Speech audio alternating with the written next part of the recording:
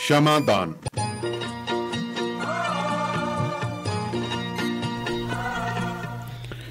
Radio Punjab today ਸੁਣਨ ਵਾਲੇ ਸਾਰੇ ਸਰੋਤਿਆਂ ਨੂੰ ਮੇਰੇ ਕੰਨੀ ਯਾਨੀ ਕਿ ਸਵਰਨ ਸਿੰਘ ਦਾਨੇ ਵਾਲੀ ਕੰਨੀ ਪਿਆਰ ਭਰੀ ਸਤਿ ਸ੍ਰੀ ਅਕਾਲ, ਖੁਸ਼ਾਮਦੀਦ।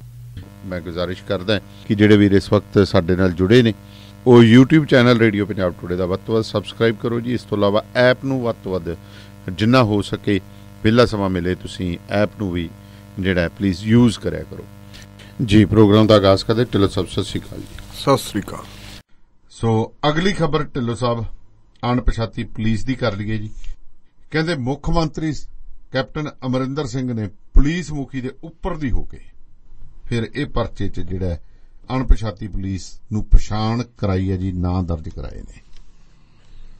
ਦੇਖੋ ਗੱਲ ਇਹ ਹੈ, ਇਹਦੇ 'ਚ ਮੁੱਖ ਮੰਤਰੀ ਤਾਂ ਹੁੰਦਾ ਹੀ ਉੱਪਰ ਦੀ ਹੈ, ਪੁਲਿਸ ਮੁਖੀ ਨੀਚੇ ਹੁੰਦਾ ਹੈ। ਲੇਕਿਨ ਪਿਛਲੇ ਦਿਨਾਂ ਦੇ ਵਿੱਚ ਪੁਲਿਸ ਮੁਖੀ ਨੇ ਕੁਝ ਅਜਿਹਾ ਯਤਨ ਕੀਤਾ ਸੀ ਜਿਹਦੇ ਨਾਲ ਇਹ ਪ੍ਰਭਾਵ ਗਿਆ ਸੀ ਲੋਕਾਂ ਦੇ ਵਿੱਚ ਕਿ ਮੁੱਖ ਮੰਤਰੀ ਨੀਵਾਂ ਹੈ ਤੇ ਪੁਲਿਸ ਮੁਖੀ ਉੱਚਾ ਉੱਪਰ ਹੈ। ਮੈਂ ਚੰਡੀਗੜ੍ਹ ਹੀ ਗਿਆ ਹੋਇਆ ਸੀ। ਚੰਡੀਗੜ੍ਹ ਦੇ ਇੱਕ ਲੀਡਿੰਗ ਅਖਬਾਰ 'ਚ ਹਿੰਦੁਸਤਾਨ ਟਾਈਮ ਦੇ ਵਿੱਚ ਇੱਕ ਰਿਪੋਰਟ ਪ੍ਰਕਾਸ਼ਿਤ ਹੁੰਦੀ ਹੈ ਜੀ।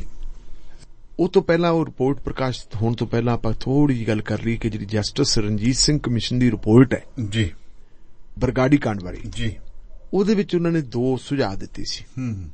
ਇੱਕ ਸੁਝਾਅ ਤਾਂ ਇਹ ਸੀ ਜੀ ਕਿ ਜਿਨ੍ਹਾਂ ਪੁਲਿਸ ਵਾਲਿਆਂ ਨੇ ਕੋਟਕਪੂਰਾ ਦੇ ਬੱਤੀਆਂ ਵਾਲੇ ਚੌਕ 'ਚ ਬੈਠੇ ਸਿੱਖ ਪ੍ਰਚਾਰਕਾਂ ਤੇ ਉਹਨਾਂ ਦੇ ਨਾਲ ਜਿਹੜੀ ਸੰਗਤ ਸੀ ਜੀ, ਉਸ ਸੰਗਤ ਦੇ ਉੱਤੇ ਲਾਠੀਚਾਰਜ ਕੀਤਾ ਹੈ, ਫਾਇਰਿੰਗ ਕੀਤੀ ਹੈ, ਅਥਰੂ ਗੈਸ ਛੁੜੀ ਹੈ, ਤਾਕਤ ਦੀ ਇੰਨੀ ਵਰਤੋਂ ਕੀਤੀ ਜੀ, ਉਹਨਾਂ ਦੇ ਖਿਲਾਫ ਇੱਕ ਮੁਕੱਦਮਾ ਦਰਜ ਕੀਤਾ ਜਾਵੇ। ਉਹ ਮੁਕੱਦਮਾ ਦਰਜ ਹੋ ਗਿਆ ਜੀ, ਲੇਕਿਨ ਉਸ ਮੁਕੱਦਮੇ ਦੇ ਵਿੱਚ ਵੀ ਕਿਸੇ ਪੁਲਿਸ ਵਾਲੇ ਦਾ ਨਾਂ ਨਹੀਂ ਪਾਇਆ। ਦੂਜਾ ਜਸਟਿਸ ਰਣਜੀਤ ਸਿੰਘ ਕਮਿਸ਼ਨ ਦੀ ਸਿਫਾਰਿਸ਼ ਇਹ ਹੈ ਪੰਜਾਬ ਸਰਕਾਰ ਨੂੰ ਜੀ ਕਿ ਬਹਿਬਲ ਕਲਾਂ ਕਾਂਡ ਦੇ ਸੰਬੰਧ ਵਿੱਚ ਜਿਹੜੇ ਮੁਕੱਦਮੇ ਦਰਜ ਹੈ ਉੱਥੇ 2 ਮੁਕੱਦਮੇ ਦਰਜ ਹੈ ਜੀ।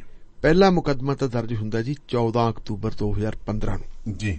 14 ਅਕਤੂਬਰ 2015 ਨੂੰ ਜਿਹੜਾ ਮੁਕੱਦਮਾ ਦਰਜ ਹੋਇਆ ਹੈ ਉਹ ਮੁਕੱਦਮਾ ਪੁਲਿਸ ਵੱਲੋਂ ਕੀਤਾ ਲੋਕਾਂ ਦੇ ਖਿਲਾਫ ਜੀ ਕਿ ਜਿਹੜੇ ਐਜੀਟੇਟਰ ਸੀ, ਐਜੀਟੇਟਰਾਂ ਨੇ ਪੁਲਿਸ ਦੇ ਉੱਤੇ ਹਮਲਾ ਕਰਤਾ ਤੇ ਉਹਦੇ ਨਾਲ ਕੁਝ ਪੁਲਿਸ ਵਾਲੇ ਜ਼ਖਮੀ ਹੋ ਗਏ, ਉਹਨਾਂ ਦੇ ਖਿਲਾਫ ਕਾਰਵਾਈ ਕੀਤੀ ਜਾਵੇ। ਕੁਝ ਬੰਦੇ ਉਸ ਕੇਸ ਦੇ ਵਿੱਚ ਗ੍ਰਿਫਤਾਰ ਵੀ ਕੀਤੇ ਸੀ ਜੀ। ਦੂਜਾ ਮੁਕੱਦਮਾ ਜਿਹੜਾ ਹੈਗਾ ਉਦੋਂ 1 ਹਫ਼ਤਾ ਬਾਅਦ ਦਰਜ ਹੁੰਦਾ, ਉਹ ਹੁੰਦਾ 21 ਅਕਤੂਬਰ ਨੂੰ ਜੀ। ਉਹ ਮੁਕੱਦਮਾ ਕੀ ਹੈ ਇਹ ਸਾਰੇ ਅਸੀਂ ਜਾਣਦੇ ਹਾਂ ਕਿ ਬਹਿਬਲ ਕਲਾਂ ਜਿਹੜਾ ਗੋਲੀ ਕਾਂਡ ਹੋਇਆ ਹੈ ਜੀ, ਉਸ ਗੋਲੀ ਕਾਂਡ ਦੇ ਵਿੱਚ 2 ਬੰਦੇ ਮਾਰੇ ਗਏ ਸੀ ਤੇ ਦਰਜਨ ਦੇ ਕਰੀਬ ਜ਼ਖਮੀ ਹੋ ਗਏ ਸੀ। ਜਿਹੜੇ ਬੰਦੇ ਮਾਰੇ ਗਏ ਸੀ ਉਹਨਾਂ ਨੂੰ ਅਣਗੌਲਿਆ ਹੀ ਕਰਤਾ ਸੀ ਜੀ, ਇਗਨੋਰ ਹੀ ਕਰਤਾ ਸੀ ਕਿ ਬੰਦੇ ਮਾਰੇ ਗਏ। ਇਹ ਵੀ ਇਤਿਹਾਸ ਦੇ ਵਿੱਚ ਪਹਿਲੀ ਵਾਰ ਹੈ ਕਿ 2 ਬੰਦੇ ਮਰ ਜਾਣ ਤੇ ਪੁਲਿਸ ਕੁਝ ਵੀ ਨਾ ਕਰੇ। ਫਿਰ ਰੌਲਾ ਪਿਆ ਸਾਰੇ ਪੰਜਾਬ ਦੇ ਵਿੱਚ, ਬਹੁਤ ਵੱਡੇ ਪੱਧਰ ਦੇ ਉੱਤੇ ਪ੍ਰੋਟੈਸਟ ਹੋਣੇ ਸ਼ੁਰੂ ਹੋ ਗਏ। ਤਾਂ ਉਹਨਾਂ ਦਿਨਾਂ ਦੇ ਵਿੱਚ ਫਿਰ ਮੁੱਖ ਮੰਤਰੀ ਸਰਦਾਰ ਪ੍ਰਕਾਸ਼ ਸਿੰਘ ਬਾਦਲ ਨੇ ਜੀ ਉਸ ਵੇਲੇ ਦੇ ਜਿਹੜੇ ADGP ਲਾਅ ਐਂਡ ਆਰਡਰ ਸੀ ਮਿਸਟਰ ਇਕਬਾਲਪ੍ਰੀਤ ਸਿੰਘ ਸਹੋਤਾ, ਜਿਹੜੇ ਅੱਜ ਕੱਲ੍ਹ ਜੇਲ੍ਹਾਂ ਦੇ ADGP ਹੈ, ਉਹਨਾਂ ਨੂੰ ਭੇਜਿਆ ਕਿ ਤੁਸੀਂ ਜਾਓ ਤੇ ਮੌਕਾ ਦੇਖੋ। ਜਦੋਂ ਮੌਕੇ ਤੇ ਆਏ ਤੇ ਉਹਨਾਂ ਨੇ ਸਾਰਾ ਦੇਖਿਆ ਰਿਕਾਰਡ ਵਗੈਰਾ, ਕਹਿੰਦੇ ਗਜਬ ਸਾਈਂ ਦਾ ਜੀ 2 ਬੰਦੇ ਮਰ ਗਏ ਤੇ ਆਪਾਂ ਪਰਚਾ ਹੀ ਨਹੀਂ ਦਰਜ ਕੀਤਾ। ਸੋ ਉਹਨਾਂ ਨੇ ਕਿਹਾ ਜੀ ਇਹ ਪਰਚਾ ਦਰਜ ਕਰੋ, ਇਹਦੇ ਸੰਬੰਧ ਵਿੱਚ ਜ਼ਰੂਰੀ ਹੈ ਜੀ। ਤੇ ਫਿਰ ਪੁਲਿਸ ਵਾਲਿਆਂ ਨੇ ਬਾਜਾਖਾਨਾ ਥਾਣੇ ਦੇ ਵਿੱਚ 21 ਤਾਰੀਖ ਨੂੰ ਪਰਚਾ ਦਰਜ ਕੀਤਾ। ਉਹ ਪਰਚੇ ਦਾ ਨੰਬਰ ਹੈ 130 ਜੀ। ਉਹ ਪਰਚਾ ਜਿਹੜਾ ਹੈ ਜੀ, ਉਸ ਪਰਚੇ 'ਚ ਕਿ 2 ਬੰਦੇ ਮਰ ਗਏ। ਮਾਰੇ ਕਾਹਦੇ ਨਾਲ ਗਏ? ਕਹਿੰਦੇ ਜੀ ਗੋਲੀਆਂ ਨਾਲ। ਗੋਲੀਆਂ ਕਿਹਨੇ ਚਲਾਈਆਂ? ਕਹਿੰਦੇ ਜੀ ਅਣਪਛਾਤੇ ਪੁਲਿਸ ਵਾਲਿਆਂ ਨੇ। ਬਾਦਲ ਸਾਹਿਬ ਦੇ ਰਾਜ ਦੇ ਵਿੱਚ ਪੁਲਿਸ ਅਣਪਛਾਤੀ ਹੋ ਗਈ ਸੀ ਤੇ ਉਸ ਅਣਪਛਾਤੀ ਪੁਲਿਸ ਨੇ ਫਿਰ ਕੀ ਕੰਮ ਕੀਤੇ ਤਾਂ ਬਹੁਤ ਵੱਡਾ ਹੈ। ਤਾਂ ਜਦੋਂ ਆਪਾਂ ਸਾਰੀ ਰਿਪੋਰਟ ਆਊਗੀ ਸਾਹਮਣੇ ਉਦੋਂ ਪਤਾ ਲੱਗੂਗਾ। ਲੇਕਿਨ ਉਹਨਾਂ ਦਾ ਟਾਈਮ ਟੱਪ ਗਿਆ ਤੇ ਫਿਰ ਇਹ ਟਾਈਮ ਵੀ ਆ ਗਿਆ 15 ਤੋਂ ਲੈ ਕੇ 18 ਜੀ ਅਕਤੂਬਰ ਹੈ, ਹੁਣ ਤਾਂ ਅਗਸਤ ਹੀ ਹੈ। 3 ਸਾਲ ਦੇ ਕਰੀਬ ਹੋ ਗਏ ਹੈ ਤੇ 3 ਸਾਲ ਦੇ ਕਰੀਬ ਜਿਹੜੀ ਹੈ ਪੁਲਿਸ ਦੀ ਪਛਾਣ ਨਹੀਂ ਸੀ ਹੋਈ ਜੀ।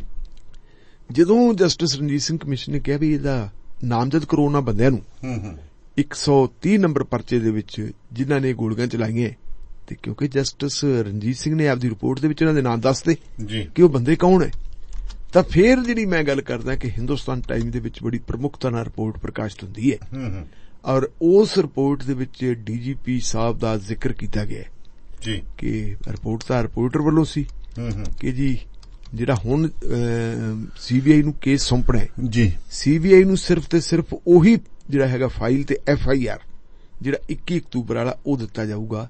ਕਿਸੇ ਬੰਦੇ ਨੂੰ ਨਾਮਜ਼ਦ ਨਹੀਂ ਕੀਤਾ ਜਾਣਾ ਜੀ।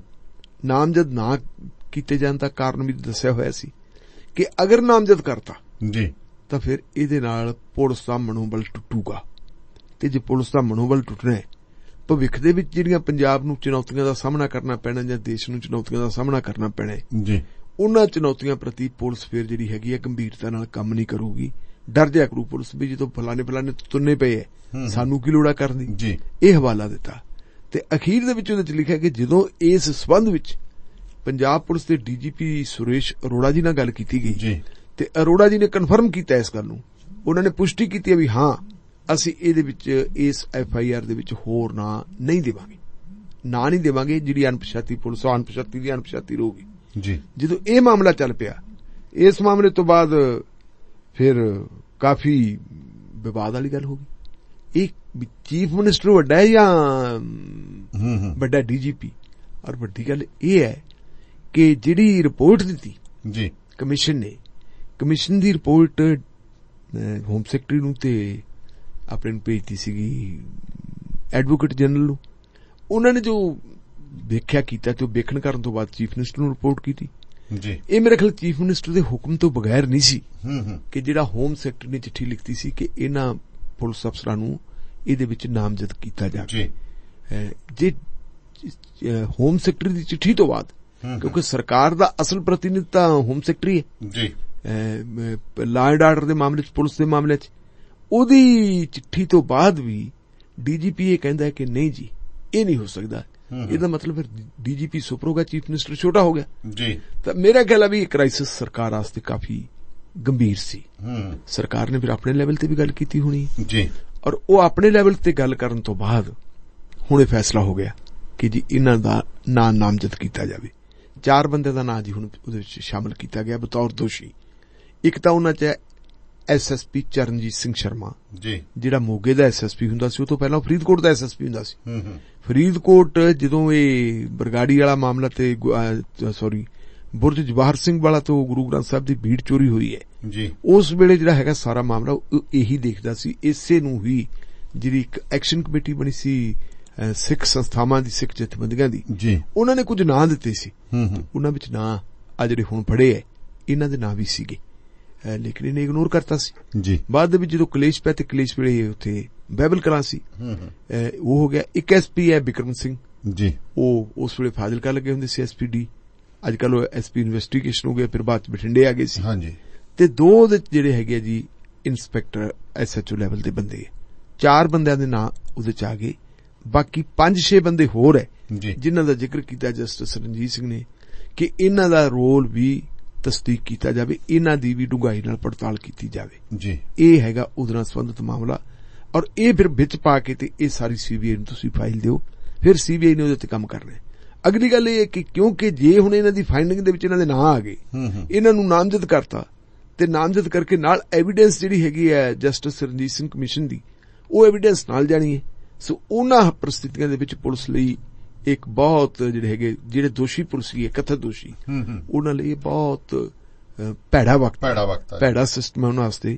ਸੋ ਮੇਰਾ ਖਿਆਲ ਹੈ ਵੀ ਆਮ ਤੌਰ ਦੇ ਉੱਤੇ ਮੇਰੇ ਯਾਦ ਆ ਰਹੀ ਹੈ, ਕੱਲ ਸ਼ਾਇਦ ਨੀਲ ਭੁਲੇਂਦਰ ਨੇ ਇੱਕ ਪੋਸਟ ਪਾਈ ਸੀਗੀ, ਉਹਨਾਂ ਨੇ ਜ਼ਿਕਰ ਕੀਤਾ ਸੀ ਥਾਪਰ ਕਾਲਜ ਦਾ, ਵੀ ਥਾਪਰ ਕਾਲਜ ਦਾ ਕੋਈ ਅਧਿਕਾਰੀ ਸੀ ਵੱਡਾ, ਤੇ ਇੱਕ ਵਾਰੀ ਸਰਦਾਰ ਸਿਮਰਜੀਤ ਸਿੰਘ ਮਾਨ ਹੋਰਾਂ ਨੇ ਬਿਆਨ ਦਿੱਤਾ ਸੀ ਕਿ ਪੁਲਿਸ ਜਿਹੜੀ ਹੈਗੀ ਹੈ ਸਿੱਖ ਬੀਬੀਆਂ ਨਾਲ ਵੀ ਬਦਤਮੀਜ਼ੀ ਕਰਨ ਤੋਂ ਆਵਾਜ਼ ਨਹੀਂ ਆਉਂਦੀ, ਇਹਨਾਂ ਨੇ ਜਿਹੜੀ ਬਦਤਮੀਜ਼ੀ ਕਰਦੀ ਹੈ। ਤੇ ਉਹ ਜਿਹੜਾ ਅਧਿਕਾਰੀ ਸੀ ਉਹਨੇ ਮੋੜਵਾ ਜਵਾਬ ਦਿੱਤਾ ਸੀ, ਉਹ ਕਹਿੰਦਾ ਮਾਨ ਸਾਹਿਬ ਇਹ ਦੱਸੋ ਵੀ ਜਿਹੜੀਆਂ ਹਿੰਦੂ ਬੀਬੀਆਂ ਉਹਨਾਂ ਨੂੰ ਪੁਲਿਸ ਕਦੋਂ ਹਾਰ ਪਾਉਂਦੀ ਹੈ? ਪੁਲਿਸ ਹੀ ਹੁੰਦੀ ਹੈ, ਪੁਲਿਸ ਕਿਸੇ ਵੀ ਰੂਪ ਦੇ ਵਿੱਚ ਹੋਵੇ।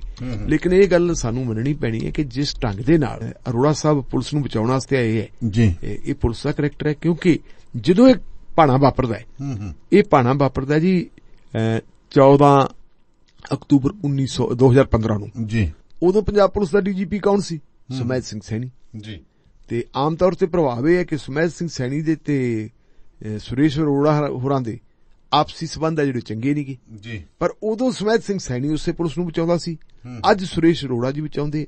ਇਹਦਾ ਮਤਲਬ ਇਹ ਹੈ ਕਿ ਇਹਦੇ ਨਾਲ ਕੰਮ ਕਾਫੀ ਗੜਬੜ ਹੋ ਸਕਦਾ ਹੈ।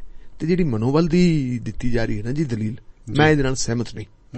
ਕਿਉਂਕਿ ਮਨੋਬਲ ਦੀ ਗੱਲ ਆਉਂਦੀ ਹੈ ਤਾਂ ਮਨੋਬਲ ਫਿਰ ਦੂਸਰੇ ਲੁੱਟ ਵੀ ਹੋ ਸਕਦਾ ਹੈ ਜੀ। ਜੇ ਜਿੱਥੇ ਜ਼ਿਆਦਤੀ ਹੋਈ ਹੈ, ਧੱਕਾ ਹੋਇਆ, ਜੇ ਉਹਨਾਂ ਦੇ ਵਿੱਚ ਇਹ ਗੱਲ ਚਲੀ ਜਾਵੇ ਕਿ ਸਰਕਾਰ ਕੋਈ ਵੀ ਹੋਵੇ, ਸਾਡੀ ਕਿਹੜਾ ਕਿਸੇ ਨੇ ਗੱਲ ਸੁਣਨੀ ਹੈ? ਬਿਲਕੁਲ ਜੀ, ਸਾਡੀ ਤਾਂ ਕਿਸੇ ਨੇ ਗੱਲ ਹੀ ਨਹੀਂ ਸੁਣੀ। ਜੇ ਸਰਕਾਰ ਕੋਈ ਵੀ ਹੋਵੇ, ਚੁੱਪ ਕਰ ਜਾਓ ਭਾਈ। ਤਾਂ ਫਿਰ ਉਹਦੇ ਵਿੱਚੋਂ ਜਿਹੜਾ ਪ੍ਰਤੀਕਰਮ ਪੈਦਾ ਹੋਣਾ ਹੈ ਤੇ ਉਸ ਪ੍ਰਤੀਕਰਮ ਦੇ ਵਿੱਚੋਂ ਜੋ ਫਿਰ ਲਾਵਾ ਫੁੱਟਣਾ, ਉਹ ਲਾਵਾ ਵੀ ਤਾਂ ਘਾਤਕ ਹੋ ਸਕਦਾ ਹੈ। ਅਸਲ ਸਿਸਟਮ ਇਹ ਹੈ ਕਿ ਚਾਹੇ ਪੁਲਿਸ ਹੋਵੇ, ਚਾਹੇ ਕੋਈ ਵੀ ਹੋਵੇ, ਜਿਹੜਾ ਕਾਨੂੰਨ ਦਾ ਰਾਜ ਹੈ ਉਹਦੇ ਮੁਤਾਬਕ ਹੀ ਕੰਮ ਹੋਣਾ ਚਾਹੀਦਾ। ਕਾਨੂੰਨ ਨੂੰ ਆਪਣੇ ਮੁਤਾਬਕ ਕੰਮ ਚੱਲਣਾ ਚਾਹੀਦਾ, ਕਿਸੇ ਨਾਲ ਰਿਆਇਤ ਨਹੀਂ ਹੋਣੀ ਚਾਹੀਦੀ। ਦੋਸ਼ੀ ਨੂੰ ਛੱਡਣਾ ਨਹੀਂ ਚਾਹੀਦਾ ਤੇ ਬੇਗੁਨਾਹ ਨੂੰ ਹੱਥ ਨਹੀਂ ਪੈਣਾ ਚਾਹੀਦਾ। ਸੋ ਬਿਲਕੁਲ ਢਿੱਲੋਂ ਸਾਹਿਬ, ਅਸਲ ਦਾ ਰੌਲਾ ਇਹ ਹੈ ਨਾ ਕਿ ਬੇਗੁਨਾਹ ਰਗੜਿਆ ਜਾ ਰਿਹਾ ਤੇ ਦੋਸ਼ੀ ਨੂੰ ਕੋਈ ਫੜਦਾ ਨਹੀਂ, ਆਓਗੇ ਹੋ ਜਾਂਦੀ ਹੈ। ਬਿਲਕੁਲ ਜੀ, ਜੇ ਜਿੰਨਾ ਹੋ ਸਕੇ ਉਨਾ ਹੀ ਚੰਗਾ, ਕੋਈ ਕਿਸੇ ਦੀ ਬੱਚਤ ਹੋ ਜੇ।